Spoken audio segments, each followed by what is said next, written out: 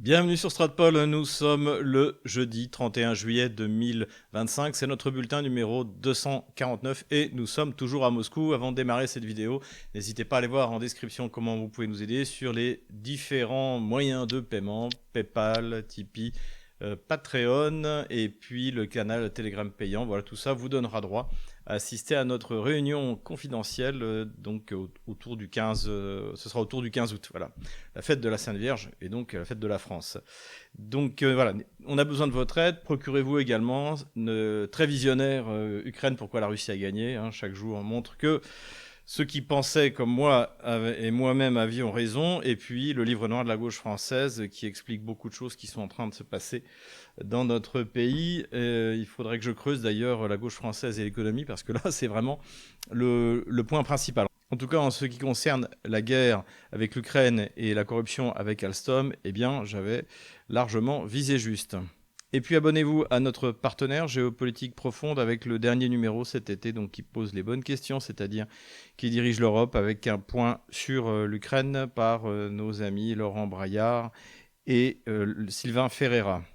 Ce qui nous a plu cette semaine, eh bien, c'est le sermon du cardinal Sarah à Sainte-Anne d'Auray, donc extraordinaire sermon qui parle du rôle de la France dans le plan de Dieu, qui parle de la terre de France, la terre de Bretagne également, et c'était vraiment quelque chose de touchant, et bon, évidemment, à chaque fois que vous écoutez ce genre de sermon, ça donne de l'espoir et même la certitude que notre pays va s'en sortir, qu'il s'en sortira en retrouvant précisément ses racines et ses racines catholiques. Voilà, donc si vous avez le temps, que soyez catholique ou pas, d'ailleurs, écoutez ce sermon, c'est très édifiant, c'est très beau. Et puis avant de rentrer dans le vif du sujet, je voudrais rendre hommage au prince Troubetskoy, donc qui était un activiste pro-russe, un peu comme votre serviteur. Il a dirigé l'Alliance franco-russe pendant des années. Donc c'était un russe blanc issu de l'immigration qui a fui la révolution des bolcheviks. Et malgré tout, il avait compris que Vladimir Poutine était l'homme de la situation, l'homme qui allait redresser la Sainte Russie, comme le rêvait Alexandre Solzhenitsyn. Et qui, évidemment, il ne s'agissait pas pour Vladimir Poutine de rétablir le communisme. Voilà, donc nos prières l'accompagnent, lui, dans sa dernière demeure, et toute sa famille que nous saluons. Économie maintenant, et avant tout, n'hésitez pas à aller voir en description comment vous pouvez vous-même investir en Russie, y venir, ouvrir un compte. On est là pour vous aider, pour vous encadrer et vous proposer toute une multitude de services à ce sujet. Le taux directeur de la Banque centrale a été baissé de 2 points. Donc on se souvient qu'il y a quelques semaines, il avait été baissé d'1 point. Bon, ça va faire un peu rire tout le monde.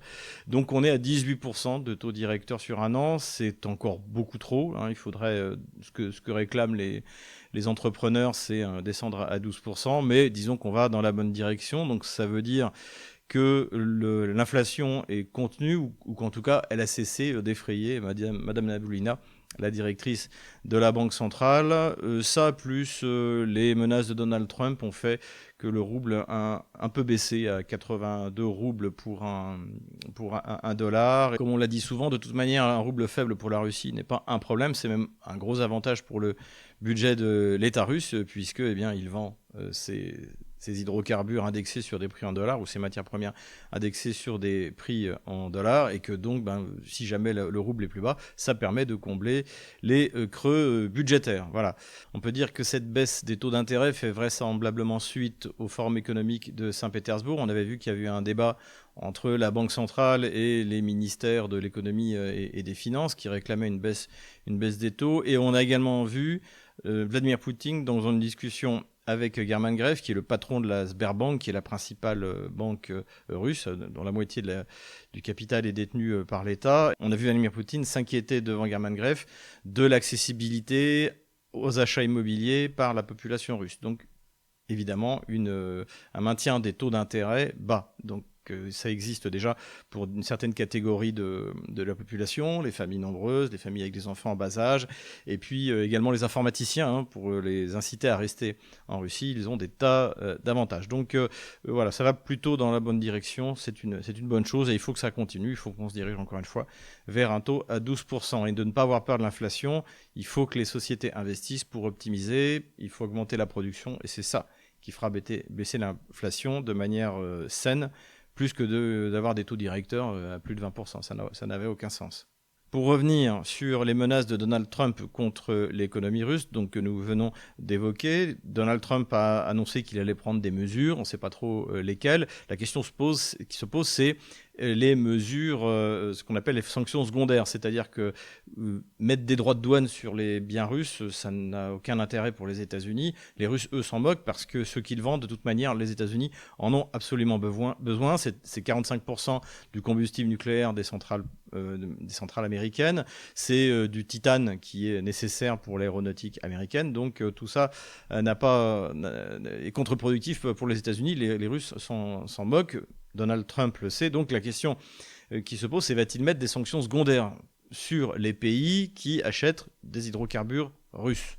Là, comme je l'ai dit, les marchés n'y croient pas, en tout cas, puisque le prix du pétrole n'a quasiment pas bougé. Et ce serait contre-productif, puisque les États-Unis sont parvenus à un accord avec la Chine du point de vue douanier. Donc, tout d'un coup, remettre des sanctions à 100%, 500%, ce qu'espérait l'Instagram ou ce qu'espère notre pauvre Jean-Noël Barrot, tout ça, évidemment, n'a pas de sens. Pareil sur l'Inde. Là, l'Inde, Donald Trump a annoncé des taxes à 25%, donc qui n'ont rien à voir, en fait, avec l'achat du pétrole russe, et qui fait que Donald Trump essaie de rééquilibrer sa balance commerciale avec l'Inde. Et puis on a vu également que le Brésil, lui, ne se laisse pas faire et donc a l'intention de tenir tête à Donald Trump. Donc les menaces sur les BRICS, ça n'a pas l'air de fonctionner. Et d'ailleurs, c'est ce qu'a dit Scott Bessent, donc, qui est le secrétaire au Trésor américain, qui a expliqué que oui, ils avaient expliqué leur position à la Chine et que la Chine les avait envoyés se faire voir.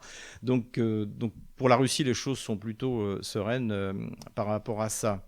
En revanche, on a assisté à une humiliation de l'Union européenne et de sa représentante, le président de la Commission européenne, Madame van der Leyen, qui a dit oui à tout ce qu'a exigé Trump, qui s'est fait même humilier publiquement. Même ce pauvre Emmanuel Macron, même les plus européistes des partis français ont bien été obligés de constater que c'était une catastrophe. Et donc ce à quoi nous assistons, c'est ce que nous avions déjà analysé, c'est une endocolonisation. C'est-à-dire que finalement, ce que réussit à faire à Trump, c'est de verrouiller ce que les États-Unis contrôlent déjà. C'est-à-dire essentiellement l'Europe hors Russie, et certains pays d'Asie comme la Corée du Sud, comme le Japon. Voilà ce qu'ils peuvent faire. Pour le reste, eh bien, ça échappe aux États-Unis. Alors je vous recommande l'analyse de Youssef Indy, qui est vraiment excellente, parce que lui, il dit une chose qui est très vraie, c'est que finalement, la brutalité de Trump nous fait prendre conscience du fait que nous sommes, nous les Européens, les esclaves de Washington. Mais finalement, Donald Trump ne fait pas autre chose que ce qu'a fait Biden, que ce qu'a fait Obama, que ce qu'a fait George Bush. Voilà, on est toujours dans cette soumission totale, grâce à l'Union européenne, des nations européennes aux États-Unis. Excellente analyse de Youssef Indy et également excellente analyse de Laurent Michelon, notre spécialiste de la Chine, qui avait très bien analysé que, en fait, la visite qui a eu lieu en Chine, donc où la délégation était emmenée par Madame van der Leyen, a été délibérément sabotée par van der Leyen, qui préparait sa soumission totale à Washington. C'est exactement ça qui s'est passé. Et c'est pour ça que je l'avais déjà expliqué à l'époque, il est urgent pour la France de reprendre sa souveraineté en matière diplomatique, en matière économique. On avait eu une chance extraordinaire en 2024, puisque Xi Jinping avait invité Emmanuel Macron pour célébrer la reconnaissance du Parti communiste chinois par le général de Gaulle en 1964. Et malheureusement, cette réunion, qui aurait pu avoir d'excellents résultats, a été sabotée par la présence de van der Leyen. Macron ne se déplace pas sans son chaperon. Et donc ça avait amené un fiasco complet. Et donc il faut se débarrasser de Macron, il faut se débarrasser de l'Union européenne. Il faut vraiment qu'on retrouve nos souverainetés dans tous ces sujets. On a des atouts, on a encore des choses à faire. On a beaucoup de choses à demander à la Chine, notamment de nous aider à nous réindustrialiser. Donc notre relation avec la Chine, elle doit être bilatérale, comme celle avec la Russie, et elle doit exclure toute forme d'ingérence états-unienne ou bruxelloise, évidemment, dans ces relations. L'Union européenne a levé certaines restrictions dans les ports russes pour pouvoir importer du charbon du Kazakhstan. Donc ça, c'est une bonne nouvelle pour le Kazakhstan. Je pense aussi que c'est une bonne nouvelle pour la Russie et pour les producteurs de charbon russes, notamment ceux du Donbass, puisque ça sera très dur de faire la différence, comme pour le pétrole, entre le charbon kazakh et le charbon russe. Donc voilà, bonne nouvelle, et une fois de plus, le mur de réalité percuté par l'Union européenne. Le fonds souverain russe, qui s'appelle le Fonds du bien-être national, se porte bien, contrairement à ce qu'ont affirmé plusieurs fois les soi-disant spécialistes, soi-disant experts dans les médias de grand chemin français, puisque au mois de juin, il a augmenté de 17 milliards d'euros, donc pour atteindre le chiffre total de 130 milliards d'euros. Donc tout ça, bien sûr, le fonds souverain est en rouble. Ce qui est intéressant aussi, c'est l'augmentation de la part de l'or et du yuan, donc des liquidités, dans la part de ce fonds souverain, donc qui fonctionne très bien et qui finance les grands projets nationaux, qui permet de combler également les écarts budgétaires lorsque, par exemple, le prix du pétrole n'est pas sur l'année celui qui était prévu pour le budget russe. Voilà, donc le fonds souverain se porte très bien, les réserves de change se portent également très bien, contrairement à ce qu'on a pu entendre notamment dans la bouche d'Alain Bauer. Alors lui, évidemment, il reçoit ces informations directement du grand architecte, mais il semble que le grand architecte ne soit pas très bien informé. Le grand architecte m'interpelle. Il est la balance qui pèse mes actes et les juge. Politico-diplomatique maintenant, même si Donald Trump semble vouloir prendre ses distances avec la Russie et Vladimir Poutine, eh bien, il y a un domaine dans lequel les choses se passent bien, c'est la coopération spatiale.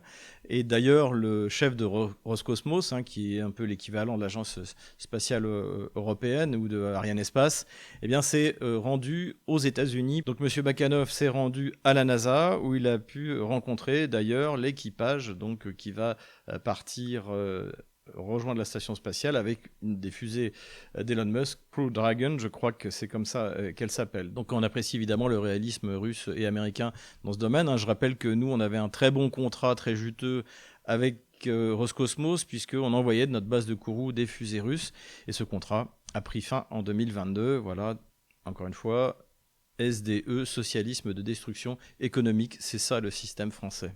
Ukraine, la révolte continue. Les Ukrainiens continuent de protester dans les rues des grandes villes contre la corruption, en fait, contre cette action qu'a prise, on en a parlé, Volodymyr Zelensky, qui a voulu reprendre le contrôle du Nabou. C'est essentiellement cette structure-là qui est importante, donc qui était un organe anticorruption.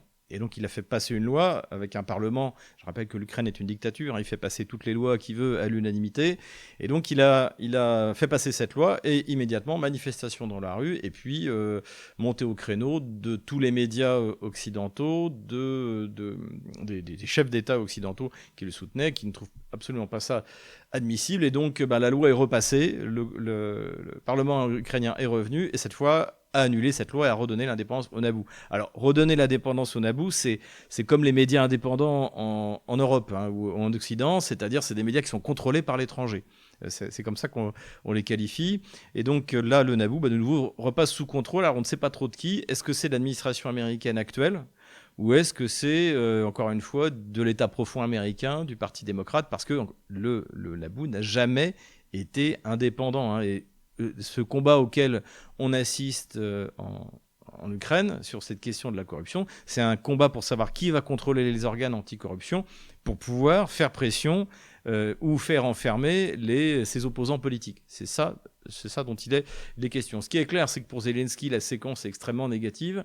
On ne sait pas si les manifestations vont être annulées. Là, visiblement, il y a une bonne partie des Ukrainiens qui en profitent pour protester contre Zelensky à lui tout seul. D'ailleurs, il y a eu des bagarres dans le Parlement ukrainien. Il y a eu un député qui a dit que c'était la fin de Kim Jong-un, allusion à Kim Jong-un, pour Zelensky. Donc c'est Goncharenko, qui est un des activistes les plus hystériques sur le Maïdan contre la Russie, etc. Donc on ne peut pas le soupçonner d'être un agent russe. Donc très très mauvaise opération pour Zelensky, qui a montré sa faiblesse, qui a dû battre en arrière. Pareil pour Yermak, qui est son chef de cabinet.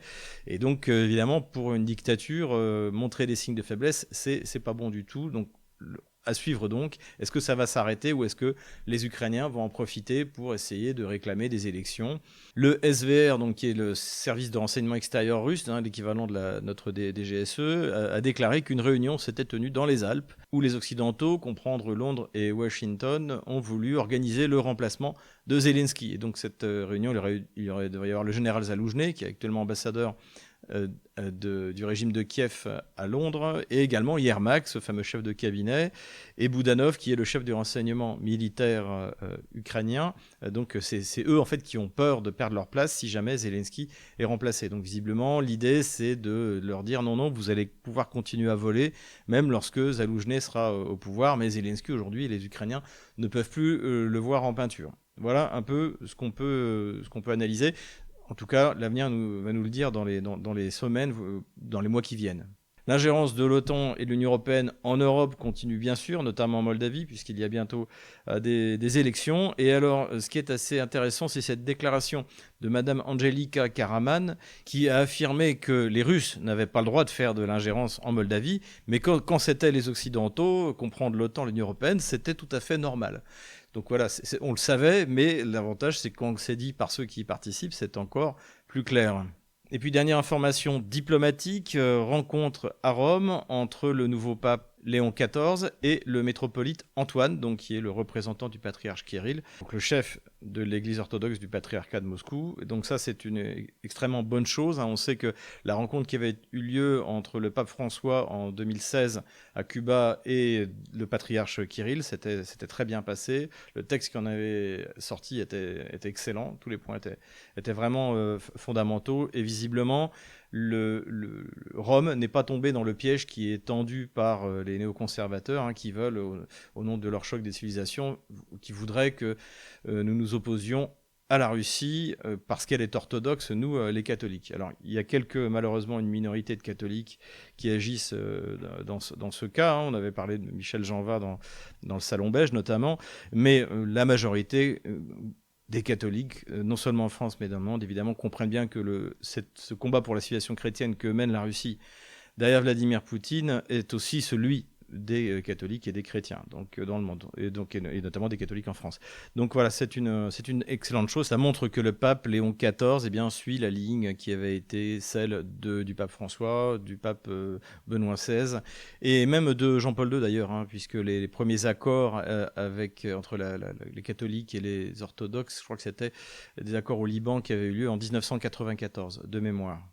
Armement maintenant. Et nous apprenons par le responsable des transports de l'Union européenne, donc repris dans différents articles de presse, notamment dans la presse militaire spécialisée, que les routes de l'Union européenne ne sont pas adaptées au matériel de l'OTAN. Alors ça, évidemment, c'est pas nouveau. Les spécialistes dont je fais partie le savent depuis longtemps. J'en parle d'ailleurs dans Ukraine, pourquoi la Russie a gagné.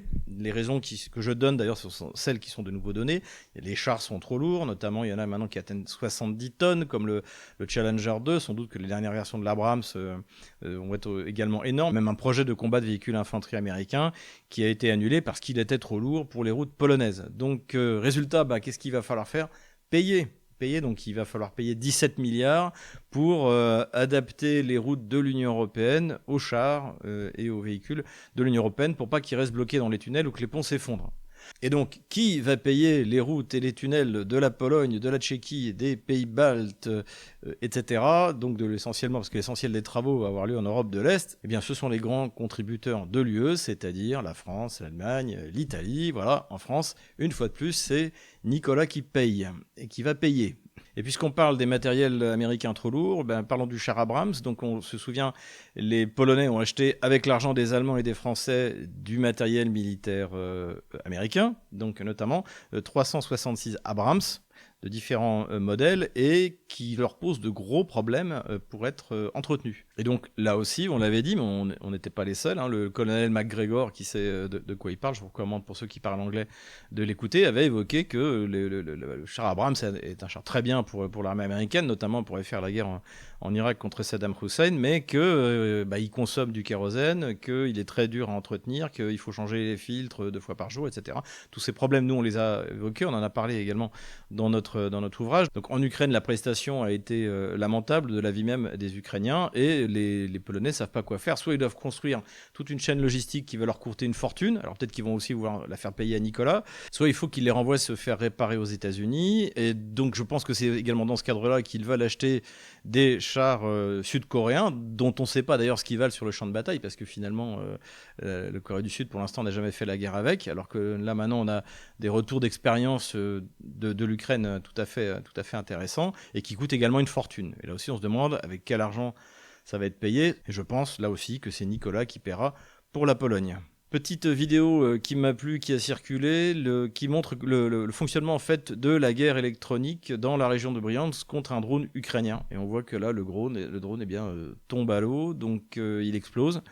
Et là, alors qu'en Russie, comme en France, eh bien, la pêche à la dynamite est interdite. Mais voilà, comme quoi la guerre électronique, ça peut fonctionner. Armement encore, selon les renseignements ukrainiens, les Russes ont commencé à utiliser leur nouvelle génération de bombes planantes. On sait que donc ce sont des bombes classiques qu'on largue de très haut et qui, avec des dérives et un aileron, peuvent se guider, et un guidage type GPS, le GLONASS russe, peuvent se diriger et frapper avec précision et à peu de frais sur les lignes ukrainiennes. Donc on les a vus notamment jusqu'à des bombes de 3 tonnes. Et là, donc, selon les renseignements ukrainiens, les Russes ont déployé leur nouveau système qui permet une dérive jusqu'à 90-100 km. Donc ça permet aux avions russes de rester encore plus en arrière de la ligne de front pour éviter de se faire détruire. Donc c'est une excellente chose. Et ça montre aussi que dans ce domaine-là, les Russes ne se sont pas endormis sur leur laurier, mais continuent d'innover et à améliorer la portée de ces systèmes. Donc la bombe qu'on voit sur le schéma qui est fourni par les services ukrainiens, elle, a une capacité explosive de 90 kg. C'est loin d'être négligeable. Empire du mensonge maintenant. Tout d'abord, je voudrais parler du Figaro. J'ai parlé à plusieurs reprises, comme j'étais surpris d'avoir les excellents articles d'Alexis Firtchak, donc qui est un jeune journaliste qui a une vision très objective, pas du tout pro-russe, mais une vision objective du terrain. Il a fait l'excellente interview de l'historien gauchiste pro-ukrainien Audouin Rousseau, qui est une excellente interview de toute manière, même s'il n'est pas du tout dans notre camp. Donc il a vraiment faire un saut qualitatif au Figaro dans le domaine du conflit en Ukraine. Mais ce qui est intéressant, c'est qu'il n'est pas le seul à prendre la parole. Et là, notamment, il y a un autre journaliste qui s'appelle Nicolas Barotte, qui a été interviewé dans le cadre des vidéos du Figaro, qui écrit des articles. Et lui, alors, c'est exactement le porte-parole de Burkhardt, de général Burkhardt, par exemple. Il les suit vraiment sans aucune nuance. Et je me suis interrogé sur le sens que ça avait pour le Figaro d'avoir un journaliste qui dit la vérité et un autre qui ment. Et en fait, je pense que la réponse se trouve sans doute sur la préparation de la défaite ukrainienne. Il faut qu'un journal comme Le Figaro ou d'autres, et à mon avis, on va trouver ça dans d'autres journaux, puissent dire non, mais nous, si, on avait des articles, regardez, on savait que les Russes allaient gagner. Et faire oublier tous les articles qui ont expliqué que c'était l'OTAN qui allait l'emporter. Je pense que c'est le sens de ce que l'on voit, et sachant que pourtant le Figaro reçoit de l'argent de l'État pour mentir, pour colporter tous les mensonges qui sont imposés par le ministère des Affaires étrangères français. Et ce qui est intéressant aussi, c'est que j'en ai parlé de temps en temps quand je parlais de la presse anglo-saxonne, c'est que la plupart des journaux américains, y compris les journaux démocrates, la plupart d'ailleurs sont des journaux liés plus ou moins au parti démocrate, ou en tout cas à tendance néoconservatrice, il y a régulièrement des articles de qualité sur ce qui se passe réellement en Ukraine, sur la situation de l'armée ukrainienne, sur la situation de l'armée russe.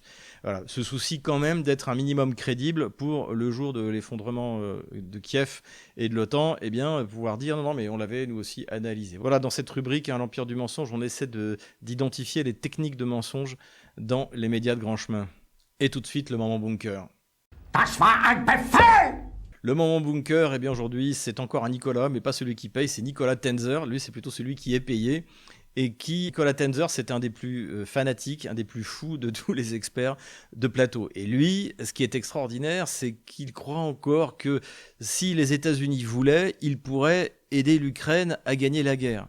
Et ça, ce qui est vraiment typique du bunker, c'est que croire encore que, les États-Unis ont la capacité, ils ne l'ont plus, et que deux, même s'ils l'avaient, ils pourraient permettre de gagner la guerre contre la Russie, c'est totalement absurde. De la même manière que croire que les sanctions pourraient avoir un effet si des sanctions secondaires étaient mises contre l'Inde ou la Chine, etc. Tout cela n'est pas possible. Et encore une fois, rappelons-le, le complexe militaro-américain est fortement dépendant des minerais chinois et des sous-ensembles chinois. C'est officiel, c'est le rapport de janvier-février 2024 du sous-traitant du Pentagone qui avait été payé pour faire cette analyse, Govini. Lockheed Martin, Boeing, Raytheon, General Dynamics sont dépendants de la Chine. Et c'est pour ça que Donald Trump a fait machine arrière en ce qui concerne la Chine. Voilà, donc en fait, notre bunker de la semaine, eh bien, c'est Nikola Tenzer qui s'y trouve. À lui, je pense que même quand l'armée russe aura gagné la guerre, que le traité sera signé, il continuera à dire que Kiev peut l'emporter. Considération militaire générale maintenant. Aeroflot, donc la compagnie russe d'aviation, l'équivalent d'Air France, a subi une cyberattaque assez sérieuse puisque 20% de sa flotte a été clouée au sol pendant une journée, une demi-journée à peu près. Donc ça a été un succès. Donc a priori la cyberattaque vient de hackers ukrainiens ou biélorusses. Bon, je pense que c'est un coup des Anglais ou de Washington, mais attaque qui est mise sur le compte de l'Ukraine, c'est beaucoup plus pratique et je pense que ce n'est pas la dernière, et ce qui montre qu'effectivement le champ de bataille cyber est quelque chose qu'il faudra prendre en compte de plus en plus, et les Russes ont du travail. Et la question qui se pose, c'est la Russie se mettra-t-elle, elle aussi, par exemple, à attaquer British Airways, à attaquer Air France, en représailles de ce que font les Occidentaux, en se cachant derrière l'Ukraine, en disant que par exemple c'est les Houthis ou les Iraniens ou ce que vous voulez, pour le cas de la Russie. C'est la question qui se pose, c'est cette question que nous avons posée également en ce qui concerne le terrorisme. Pour l'instant, la Russie ne répond pas au terrorisme du MI6 ou de la CIA fait sous couvert d'Ukraine, mais peut-être qu'un jour ils vont en avoir assez et qu'ils vont basculer dans cette solution radicale. J'espère que non, mais voilà, on peut pas l'exclure. Considération militaire humaine, cette fois, pour ceux qui me suivent sur X, eh bien, ils ont pu, et je vous conseille d'ailleurs d'aller vous y inscrire, j'ai mis sous-titré en français cette déclaration d'un député du service du peuple, un slogan Naroda, le parti de Zelensky, donc c'est pas un agent du Kremlin, sur la situation humaine à l'intérieur de l'armée ukrainienne. Et c'est lui-même qui parle d'une armée d'esclaves, enfin qui dit que finalement le commandement ukrainien traite les soldats comme des esclaves, y compris ceux qui se battent depuis le début, les armes à la main, pour défendre la patrie, je cite. Et donc ce qui est intéressant, c'est que ça aurait pu être dans la rubrique de l'Empire du mensonge, parce que si vous vous souvenez de ce qu'on nous expliquait en 2022, que les Russes étaient envoyés contraints au combat, qu'ils étaient mal considérés, mal encadrés, que c'était l'armée soviétique, on n'avait jamais respect pour la vie humaine. Bon, c'est évidemment un énorme mensonge. En revanche, là, on voit que ce qui était dit contre l'armée russe est une réalité au sein de l'armée ukrainienne. Et c'est cette fatigue, cet épuisement qui fait que le soldat ukrainien préfère la mort, attend la mort comme un soulagement, c'est ce que dit ce député ukrainien. Et ça explique encore une fois pourquoi les Russes sont en train de percer aussi tout le long de la ligne de front. Elles bénéficient des limites en quantité et en qualité du matériel de l'OTAN et des limites humaines de l'armée ukrainienne. Dernière considération militaire générale maintenant, y aura-t-il une nouvelle offensive ukrainienne à l'intérieur du territoire russe? Je parle du territoire russe d'avant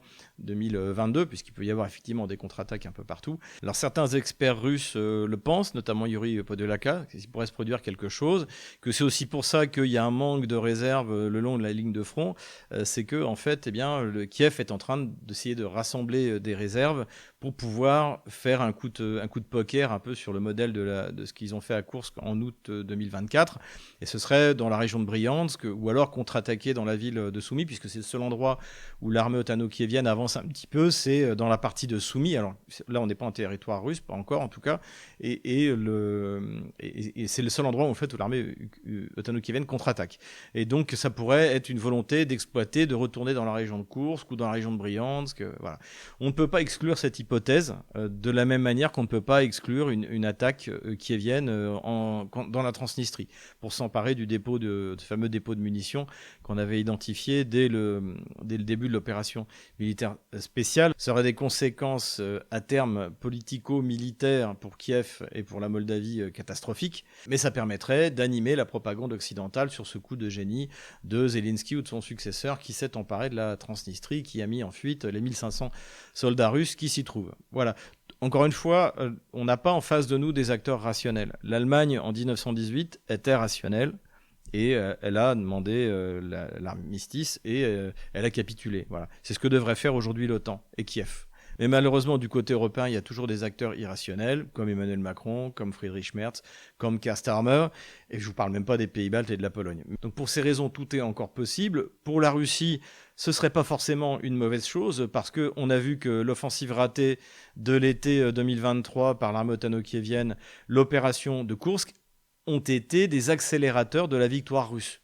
Les pertes qu'ont subi les Kieviens dans ces attaques stupides et mal organisées ont permis à la Russie d'avancer sur l'ensemble du front et même de rentrer dans la région de Soumy après avoir débarrassé la région de Koursk des forces ottano-kieviennes. À suivre donc. Et nous revoilà sur la carte des opérations militaires. On va commencer par les frappes dans la profondeur. Les Ukrainiens ont frappé dans la ville de Penza sur une zone industrielle. Visiblement, ça n'a pas touché grand-chose. Les Russes, évidemment, eux, ne se sont pas privés. Ils ont bombardé tous les jours, toutes les nuits, les arrières donc, de la ligne de front. On retient particulièrement un bombardement d'une usine à Kharkov, puisqu'on a quelques images. Et également sur Kiev, la nuit de mercredi à jeudi a été particulièrement chaude. Et on note toujours l'impuissance de la défense anti-aérienne ottano-kievienne. Passons maintenant sur la ligne de front. Du côté de Soumy, dont je viens de parler, les Kieviens continuent de contre-attaquer. Ils ont repris Kondratovka ici et ils voudraient essayer de prendre Andreevka et Alexeyevka.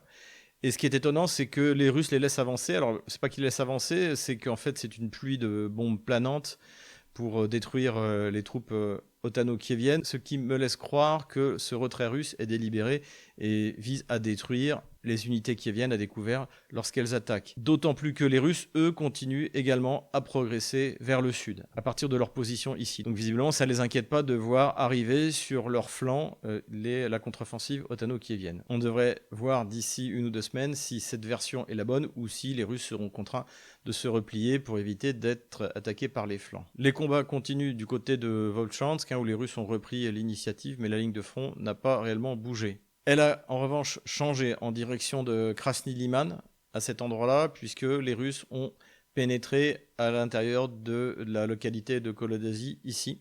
Donc, ce qui lui permet de se rapprocher encore plus de la ville de Liman, qui est nécessaire pour pouvoir donner l'assaut ou encercler le bastion Slaviansk-Kramatorsk qui se trouve à cet endroit-là.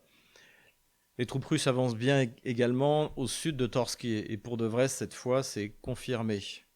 En direction de Seversk, les Russes consolident leur position et les ottano-kieviens ont reconnu la perte de Verkno-Karmianskoye. C'est plus au sud que les choses importantes se sont passées cette semaine, et notamment aujourd'hui, jeudi, puisque la prise de Tchassov-Yar a été achevée. Donc Tchassov-Yar, c'est un point extrêmement important, c'est du dispositif de défense ottano-kievien dans le Donbass. Je rappelle qu'au début de l'opération militaire spéciale, il y avait plusieurs lignes de défense, alors qui beaucoup d'ailleurs convergeaient vers Avdiivka. C'était une de leurs faiblesses. Et la première, elle passait par Popasna, qui a été pris très rapidement après le début de l'opération militaire spéciale par Wagner. Et ensuite, il y a eu Bakhmut, qui a été pris, ça a pris plus de temps, mais qui est tombé en mai 2023. Et puis, eh bien là, on était sur la dernière ligne de défense avec Tchassov-Yar. Et là, Tchassov-Yar, donc c'était sur les hauteurs, donc c'était un point extrêmement difficile à prendre. Et ça a pris extrêmement de temps pour essayer de le faire avec le moindre perte possible. Désormais, là, les Russes ont une excellente position en direction de Konstantinovka, qui est dans une cuvette. Et ça, c'est extrêmement important. Et c'est le cas de Kramatorsk, et c'est le cas surtout de Slaviansk. Donc c'est une excellente nouvelle. C'est une bataille plus d'1 an. Et encore une fois, c'est le dispositif de défense qui avait été mis en place depuis 2014 par les ottano-kieviens pour tenir le Donbass. Cette victoire met Konstantinovka dans une situation catastrophique, puisque les Russes avancent de tous les côtés, et notamment par l'ouest, comme on le voit sur cette avancée. L'encerclement de Pakrovsk continue, donc les Russes continuent d'avancer vers l'ouest. Cette ligne de front est extrêmement modeste. Il y a quelques experts qui disent que les Russes ont déjà franchi cet axe d'approvisionnement ici. Donc les Russes continuent leur poussée au nord, et ils ont pénétré à l'intérieur de la ville de Pakrovsk. Alors, les Russes ont pris les quartiers sud de Pakrovsk et leurs unités de reconnaissance continuent des percées et du harcèlement régulièrement à l'intérieur même de la ville de Pakrovsk. Plus au sud, les Russes se sont emparés de Zelenegaï. Ils se sont emparés d'une nouvelle localité à l'intérieur de la région de Dnipropetrovsk, qui est Malovka, à cet endroit-là. Et ils se sont emparés de la localité de Temirovka, ici, donc qui est dans la région de Zaporozhye à l'est. Et à l'ouest, ils ont également bien avancé en direction de la ville de Zaporozhye, puisqu'ils ont libéré la localité de Plavnoe, ici, et ils sont en train de donner l'assaut sur Stepnogorsk à cet endroit-là. Voilà, je retire la ligne de front de la semaine dernière. Voilà où nous en sommes le jeudi 31 juillet 2025. Voilà, j'espère que cette vidéo vous a plu. N'hésitez pas à vous inscrire sur tous nos réseaux sociaux. N'hésitez pas à faire un don. N'hésitez pas aussi à aller prendre des cours de russe, à aller découvrir la Russie. Nous sommes là pour vous aider. En attendant, les nouvelles économiques, diplomatiques, militaires sont excellentes. Donc tenez bon, courage, on les aura.